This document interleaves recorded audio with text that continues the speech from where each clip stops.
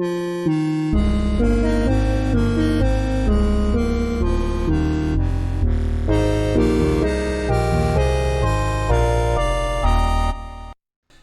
some point we knew that on September 14th, 2006, Nintendo was going to do some kind of event giving the final details for the price, the launch lineup, and any remaining unannounced features of the console.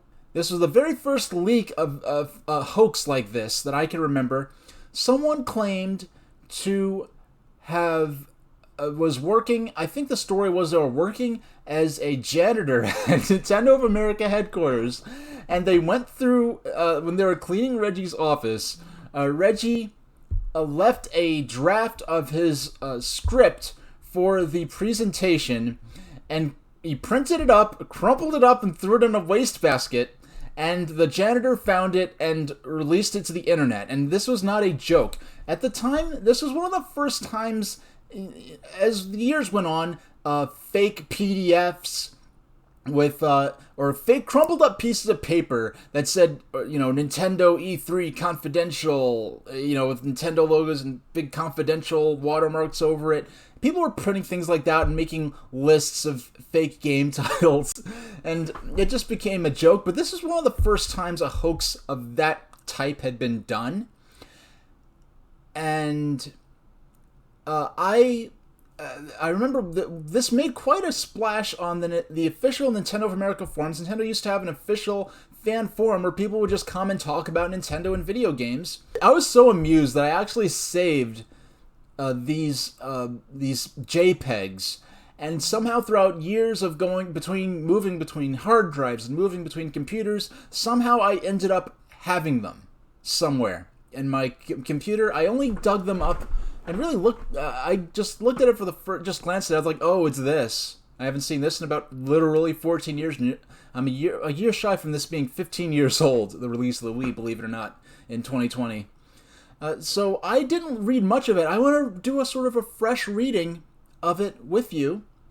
And so let's see. Let's take a look at this. The leaked script for the Nintendo's Wii presentation. And looking up here, we have Nintendo racetrack logo at the top. Reginald Fils-Aimé, President and Chief Operating Officer, because before he was the Vice President of Sales and Marketing, he had just gotten promoted right before or right after E3. And just looking at the heading, we see Nintendo of America Public Relations 1-800-255-3700, which is the first red flag. If anyone knows anything about Nintendo, you don't have to know. It's just such a basic. 255-3700 has been Nintendo's consumer support number. It's their tech support number if your system isn't working right and you need to send it in for repairs or something like that. That's been Nintendo's tech support number since the 1980s. It has not changed. It was on the back of every Game Boy and the back of every Super NES and N64, and I think even the GameCube had that number on there in North America. And they decided to just put the 800 public consumer service number as on the header for this thing that probably shouldn't be. Why would there even be a number for public relations? This wouldn't be seen by anyone except for Reggie, because he's the one who's delivering this copy. So we have our first red flag before we even got into the actual text of this. Concept, September 14th. Can I do my best Reggie impersonation here? I'm really honored to be here this morning as the new President and Chief Operating Officer for Nintendo of America. What I hope to do today is to give you a very different type of presentation than what you're used to. One through the perspective of both the consumer and the developer. Just the writing that's not how Reggie writes. It's very clunky kind of writing. Okay, let me just keep going. The first thing I want to do is to step back for a moment and talk a little bit about the strategy Nintendo's been following lately. Step back for a moment and talk a little bit about this. Writing is so not professional writing. What are we doing and why are we doing it? Secondly, I'd like to talk about our key initiatives for this year going into the holidays with Nintendo DS and Nintendo Wii. Red flag. If you didn't already know this was fake, just the fact that it says Nintendo Wii should clue you in that this is not official Nintendo copywriting. Nintendo never calls the system Nintendo Wii. The product's official name is Wii. You will never find any video of Reggie, Miyamoto, Satoru Iwata, any official person from Nintendo just calling the Nintendo's fifth system the Nintendo Wii. Yes, many people call it that, but that is not the product's name. They never call it Nintendo Wii. There is no official material from Nintendo, written material, in advertising, in printed materials. Nintendo never calls the system Nintendo Wii. Nintendo people are trained not to call it that. There is an official style guide of how to describe the products and how to use the trademarks in spoken language and when writing copy. It specifically says do not call it, the product's name is Wii. It is not Nintendo Wii. So once again, we have an obvious amateur writing this. I'd like to talk about our key initiatives for the year going into the holidays with Nintendo DS and Nintendo Wii, as well as our first quarter of next year. The third part will be all about Nintendo DS, what's coming for the end of the year, and what's coming next. Finally, we will be focusing on Nintendo Wii only. When will I be able to get this awesome device? How much do I need to pay for it? And what will I be able to buy at launch? Oh yeah, and what about that last secret we've been holding back for so long? There's no last secret we've been holding back for so long. This is just fantasy at this point. As you can see, there's a lot to talk about and to explain. So let's start with a simple question to introduce the first subject of today. A few months back, I talked at the DICE Summit conference about a book called Blue Ocean Strategies. By the way, I do have a copy of Blue Ocean Strategy that is actually signed by Reggie Fils-Aimé. He signed it for me personally. And the book is not Blue Ocean Strategies. It is called Blue Ocean Strategy. He did not even look up the name of the book that he's quoting here. So, has anyone out there in the audience read this book yet? For the people that haven't read it yet, it's all about a unique marketing strategy which inspired us at Nintendo. The thought being, if all you do is focus on your competition, it's like sharks and blood and water, constantly going at each other with only the same amount of meat. Take a wider view. Look at broader opportunities out there in your marketplace. This marketing approach has been a key element for Nintendo DS, and has been proven to work. For many years, our industry has been going down. For many years, our industry has been going down. Bad copy, as we already established. However, this has changed with Nintendo DS, and will change with our upcoming Nintendo Wii. Thanks to awesome software from both first and third-party developers, sales are skyrocketing across the world. Just look at the picture behind me. In every continent in the world, DS is outselling PSP with big numbers. In Japan, Nintendo DS hardware sells every week more than all the other game consoles combined. Even the so-called next-generation console, Xbox 360 from Microsoft, fails to even come close to Nintendo DS hardware sales, not to mention the software sales. No other consoles in the world have sold so many software titles in such a short amount of time as Nintendo DS is currently doing.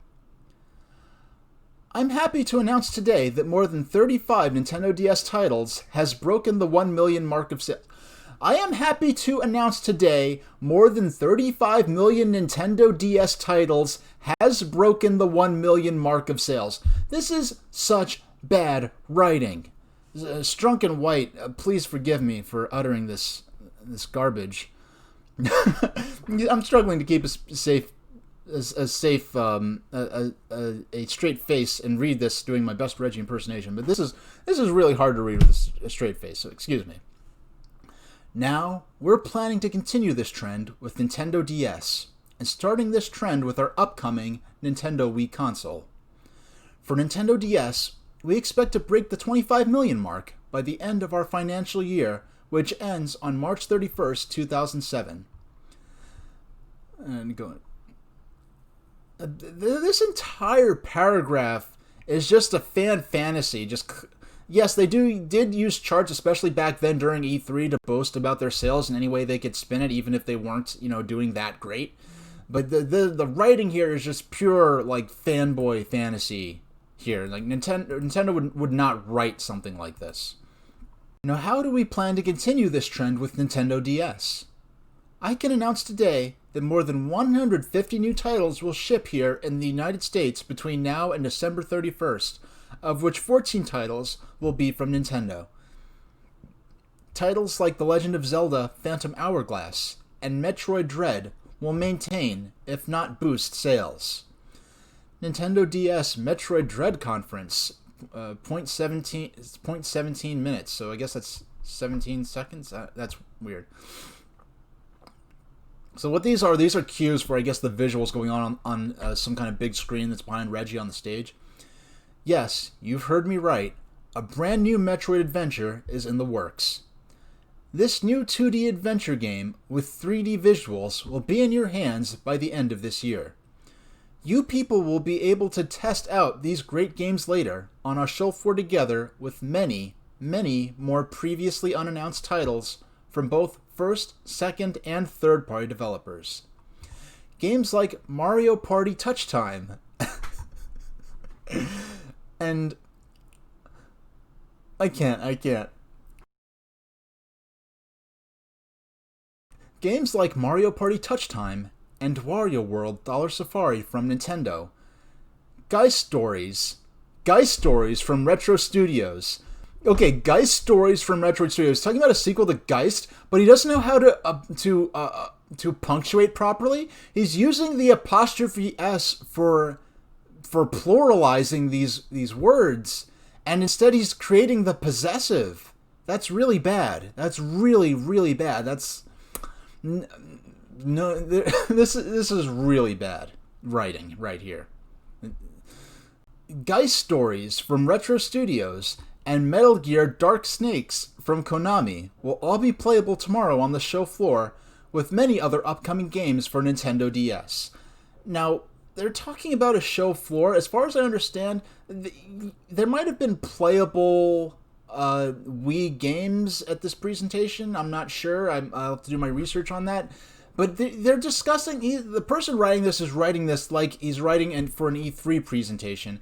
And plus, why would there be so many ready-to-go games for the rest of 2006 that weren't announced at E3 2004? That would have been the time they announced those games. So this is really, really fantasy territory here. Nintendo DS Preview Conference, 3.07 minutes. The last game you just saw was Tony Hawk Downhill Jam from Activision. You people will be able to test out those great games later. That is such... Yes, you people will be able to. They just say you'll be able to test out these great games later on our show. I don't have to go into detail. The writing is just atrocious. Excuse me, I have a background in writing. I take this really personally. But it just makes it all the funnier, so let's keep going.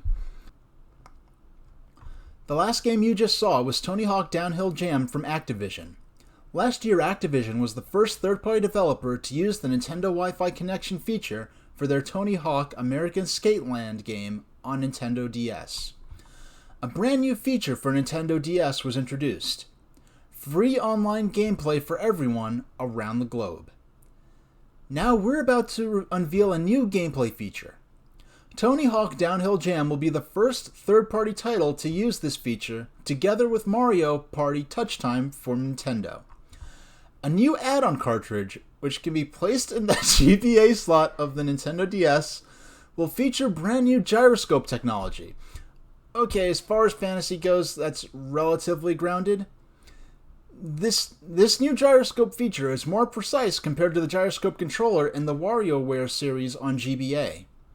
You could use this feature to control your game without touching a button on your Nintendo DS. Simply move or tilt the DS left or right to move, or shake a bit to perform a jump in Tony Hawk Downhill Jam. Yeah, okay. To demonstrate this feature, I'd like to introduce some of our good friends at Activision which are with us here today, good gravy, to show us the simplicity of this gyroscope technology. Now, just thinking, aside from the fact that this is pure fantasy here, just speculating, if they were to announce a cartridge like this, they would have to, I would hope they would have to probably make two versions, because if they made this with the original model DS in mind, the Nintendo DS Lite was already released globally by this point, and Game Boy Advance cartridges on the DS Lite stick out outside of the system to the point where they had a dummy cartridge to keep in the DS Lite to protect from dust. So they'd probably have to have two different versions of this gyroscope cartridge that would go in the GBA slot. Just talking about it here. Okay, now let's keep going. In February next year, people from around the world will be able to battle with their Pokemon against each other. Pokemon Diamond and Pearl, and Pokemon here is written without the accented E, so even for internal materials, this is obviously fake. They would almost certainly use the accented E when writing Pokemon inside it when an official Nintendo copy, even if it's not being seen by the public. Anyway, Pokemon Diamond and Pearl are the best. They would probably be described as Pokemon Diamond version and Pokemon Pearl version in an official copy. They're just saying Pokemon Diamond and Pearl the way like a casual person on the street would, like a fan would. Pokemon Diamond and Pearl are the best Pokemon RPG games to date, and combined with online functionality, are must-have for every DS owner. Are must-have for every DS owner. Not are a must-have, just are must-have for every DS owner. At the show floor, not on the show. I'm not grading this. I'm not this guy's English teacher. At the show floor, you will be able to try out the online functionality of these titles. Prepare for true online leagues, as this game will support up to 16 players online. Which I never played Diamond and Pearl, but I'm pretty sure that didn't happen even up into modern Pokemon games. Pokemon Heart Gold and Soul Silver had a weird room where you would walk around blowing party poppers at each other and stuff like that. I don't know if that was 16 players, but as far as Pokemon battles, I don't think there was ever 16-player tournament leagues or anything like that. This is what's in store for Nintendo DS for the next few months. Isn't it exciting? Isn't it exciting?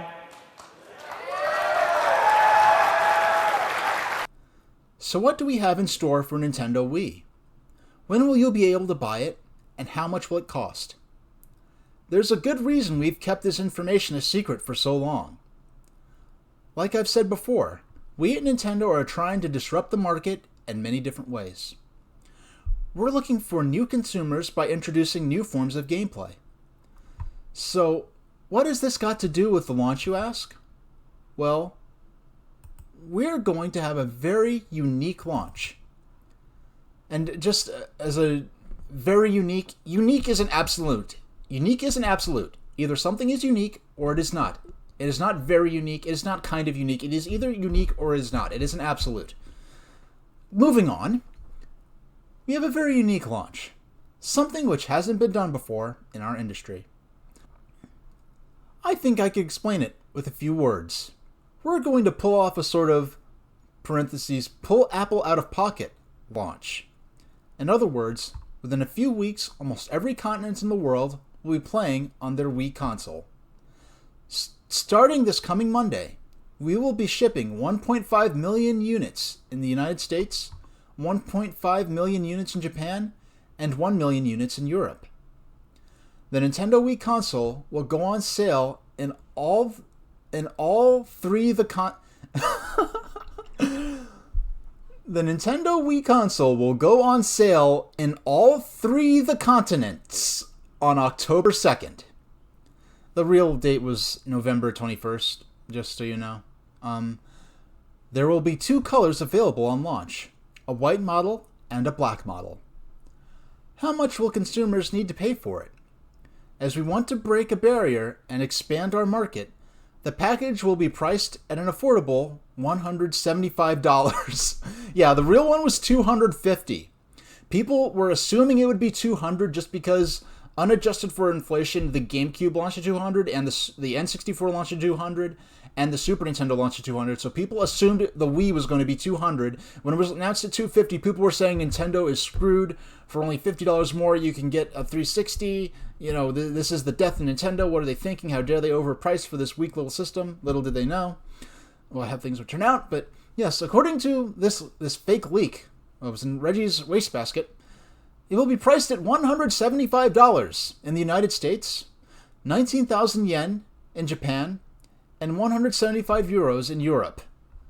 The consumer will get a lot of value for this price. And why would they announce the international prices at this US-based conference or whatever? The consumer will get a lot of value for this price. Every package will include one white or black Wii console, one Wii remote, one nunchuck device. Nunchuck being spelled... Nun and chuck are two words. Nunchuck. One classic controller, a free copy of Wii Sports, which has a wide library of popular sports, built-in Wii Connect 24 service. Not built-in, build-in Wii Connect 24 service, which, by the way, was used for next to nothing on the actual console. Very few things even used the Wii 24 service. A voucher of 1,000 coins, which can be used to download games from the Wii Virtual Console service. Yeah, that was and coins weren't even the actual shop currency. It was Wii points in the actual Wii shop channel. And of course, they're not going to mention Wii channels because that was announced at the actual conference, and this is pure fantasy made beforehand. Yeah, a free copy of Wii Sports, a Wii remote, one nunchuck device, one classic controller, a free copy of Wii Sports, which has a wide library of popular sports, built-in Wii Connect 24 service, a voucher of 1,000 coins, which can be used to download games from the Virtual Console service, built-in web browser from Opera to surf the internet, which support all the latest standards. Which support, not which supports. And internet is not a proper noun, but here it is capitalized. Surf the internet, which support all the latest standards, including AJAX support. I don't even know what AJAX is. I just know if anything other than whatever HomestarRunner.com was using, very few things were supported on the Wii browser in terms of being web surfing compatibility. A power supply, and of course, an AV cable. For a limited time only, every package will also include a remake of the game Duck Hunt on a 512 megabyte SD card. Yeah, Duck Hunt was not remade until the Wii U, so jumped the gun a bit there. There will also be a wide range of accessories at launch. For a low price, people can buy an add-on which enables Wii to play DVDs. DVD apostrophe S, so DVD in the possessive form. There was an E3 2005, there was Satoru Iwata announced that there would be some kind of internal attachment that you could install into the Wii that would let it play DVDs. That never materialized, nor is there any place inside the Wii where something like that could possibly fit. Owners can also choose a small internal attachment to play movies and other DVD contents.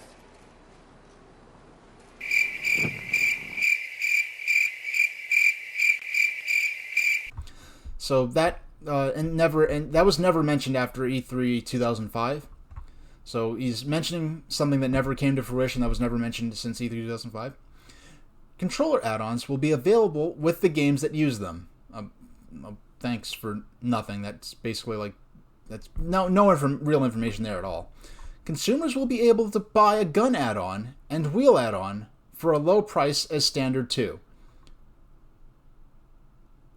Consumers will be able to buy a gun add-on and a wheel add-on for a low price as standard too. If it doesn't come with the system, it's not standard. And they would not call it a gun add-on. Even in the NES era, Nintendo never called the Zapper a gun. They called it a Zapper. And when they announced the Wii Zapper, I think it was E3 2007, they made sure never to say the words shoot or gun. The Wii Zapper. The Wii Zapper whole test zap. The Wii Zapper per zap a zombie. The Wii Zapper. Wii Zapper moves. They are Wii Zapper plans. The Wii Zapper project The Wii Zapper. You're going to give those kidnapping and bombing terrorists exactly what they deserve. A good, healthy zap. Once again, pure fanboy fantasy, not adhering to any of the Nintendo communication standards. Let's continue. Now, what games will be available on launch? I can assure you that no other console has ever launched with as many games as Nintendo Wii will launch with. AAA titles like The Legend of Zelda Twilight Princess and Metroid from Nintendo and Red Steel from Ubisoft. Yeah, just Metroid. Not Metroid Prime 3 Corruption, which already had an official title by then. But yeah, just Metroid from Nintendo and Red Steel from Ubisoft will be available on launch, together with 19 other titles. This makes a total of 21 games on launch day. Before the end of our financial year, we'd expect to have 35 more brand new titles for Nintendo Wii. Why brand new? I'm once again not a professional writing this. I may have mentioned that before.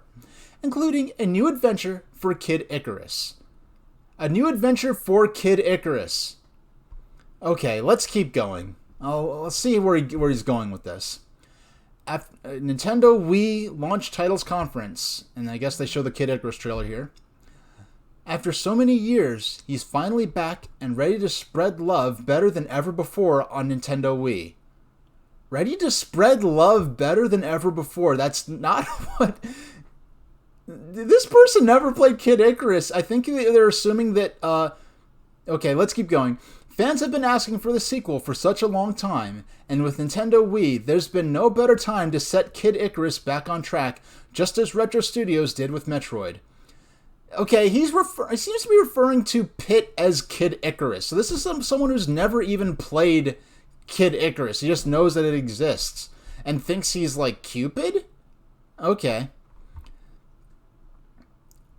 We expect to ship this game by late March in the United States and Japan, with Europe following in the begin of April. In the begin of April. Wowie. Woo! Nintendo Disaster Day of Crisis Conference. Okay. But what happens if the bad guy is Mother Nature? Survive or not, it's your call in Disaster Day of Crisis. Come feel the panic and bring the catastrophe under your control. And from what I heard, I don't know the full details, apparently Reggie personally was so unimpressed with Project Day of Crisis that he vetoed the game coming, or had a role in vetoing the game coming to North America. I don't know how true that is or not, but that's just something I heard at some point. Do your own homework on that. So, Disaster Day of Crisis, 0.21 minutes. Another game we will ship sometime in January will be Disaster Day of Crisis. So far, we've not revealed much about this title, but with Mr. Miyamoto heavily involved in this project, there's not much to worry about. I don't think Miyamoto worked on it at all, but we'll continue. We've had a good reason to keep information on this title close to our chest. As we've said back at E3, we have one more big secret to reveal. Disaster Day of Crisis will introduce this feature. Nintendo Wii will offer many gameplay features which will expand the experience for the gamer. However, most of the features we revealed mostly improve the experience for the casual and non-gamers. Most of the features we revealed mostly improved. Please, get Elements of Style by Strunk and White. Please read this, whoever you are, 15 years later. I hope you're a better writer by now. It was probably a kid who wrote this, so I'm not going to be too hard on them. But if they were a kid then, they almost have to be an adult now, so... But what about the hardcore gamers?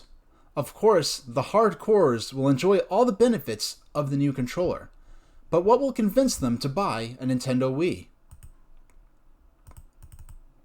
2 years ago, Mr. Iwata announced that we're working on our next generation console, codenamed Revolution. Only minutes after he announced the codename, speculation started everywhere what could revolutionize our game industry. Many people agree that there has never been so much speculation surrounding a games console as there have been for Nintendo Wii. Only days before our E3 show in 2005, an amazing trailer was put online made by a fan called Pablo Del Monte of how he thought Nintendo Revolution would look. After E3 2005, rumors spread. After E3 2005, rumors started to. After E3 2005, rumors started to dug up about this video. Oh boy. About this video in relation to our show. I've quoted a few comments from the Nintendo boards behind me on the screen. Many people became disappointed when we confirmed the video to be fake, or at least not made by Nintendo. Mr. Iwata once said that he hoped with Nintendo Wii, the image of a gamer sitting behind his TV with a controller in his hands, playing a game off or online, would change forever. So far, we've showed a new controller, a unique online service with the ability to surf the web. But what about that TV? What could be changed about the TV? HD technology, you say? There's so little benefit in HD technology at this time, as less than 30% of all the people around the world own one.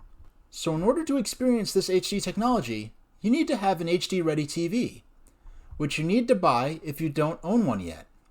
Not to mention, there isn't even one standard yet. What if you have an HD-ready TV that only supports 720p, but the game goes up to 1080i, or even 1080p? Our industry can't ask such high investments from our consumers. For this reason, we decided not to support HD this generation, but to offer an economical alternative which improves the experience of a gamer a lot more. Even though that fan-made video was fake, he wasn't far off what Nintendo has in development for many years already. Yes, our last secret has to do with how you look at games, how you experience them. We've been holding back this announcement because we're afraid our competitors might copy this idea. So to keep that risk as low as possible, we've kept it a secret. Until now. At Nintendo, we've been developing a head-mounted display, HMD, for 5 years now. Originally, it was planned to be released at the end of a GameCube's life cycle. GameCube isn't even capitalized. Good grief. To expand its lifetime for many years. However, while developing the early Nintendo Wii concept, we realized it would match the motion sensor technology much better and offer a more complete experience. Nintendo Wii Disaster Day of Crisis Conference, 40 minutes. The first game that will make use of this helmet-mounted display, before it was a head-mounted display, now it's a helmet-mounted display, will be Disaster Day of Crisis, which is in development for more than 2 years now. The game will offer a level off gameplay and graphics, combined with the helmet-mounted display, which will exceed any other game experience. The graphics are not necessarily that much better compared to other Nintendo Wii games, but because of the HMD, you get the feeling that you're in the middle of the game. For example, you will really see the sea approach you. You are inside.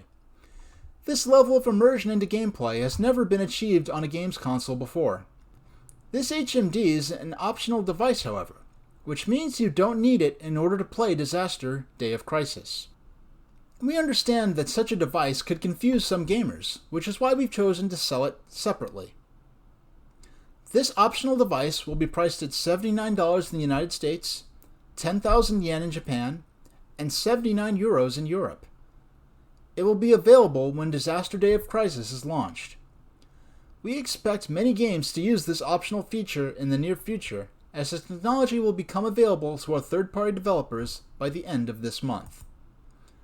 As you can see, Nintendo Wii will truly expand this market and offer a unique gameplay experience which can't be found anywhere else. The low price point opens a wider audience than ever before. It's not the next generation of gaming, it's a new generation of gaming. With Nintendo Wii, a new game generation has been born. Everyone, whether you're young and old, can have fun with games on Wii. I thank you very much for your time. So there we have it. Nintendo was going to shadow drop VR for the original Wii, which was just a souped-up GameCube, essentially. Yeah, they're going to drop a $79 VR helmet for the Wii when the high-end 8th generation consoles like the PlayStation 4 that had an official VR helmet, and a lot of VR enthusiasts and people at the forefront of the industry were saying that the PlayStation 4 could really barely handle what it takes to provide a sufficient VR experience. But the doggone Wii, a standard definition console with specs that are basically a high-end console from 5 years earlier, is going to have a freaking virtual reality headset for it. Okay. So there's not much more to say that I haven't already said. It is obviously a ridiculous joke. There were so many rumors that that Nintendo On video from right before E3 2005 started so many rumors about what the new Nintendo system would be like. There were people really up until this point who were still convinced that somehow the Nintendo On VR helmet hoax was a real Nintendo product. Nintendo was keeping it secret. There were people, even once the Wii was revealed, right before Tokyo Game Show, when they showed the Wii Remote, before we even knew what the Revolution controller was going to be, saying that, oh, it's going to be the VR headset. And then when they revealed the Wii Remote and Nunchuck, there were a lot of angry people, and people who had made all these rumors saying, oh, Nintendo, they changed the plans at the last second, so I couldn't back up my story. But trust me, I have real inside info. The helmet is still real. Yeah, so for the first crumpled up ball of paper in Reggie's garbage can type rumor, there you have it. I'm glad I hung on to this for so long so I could share it with you. And thank you very much for watching.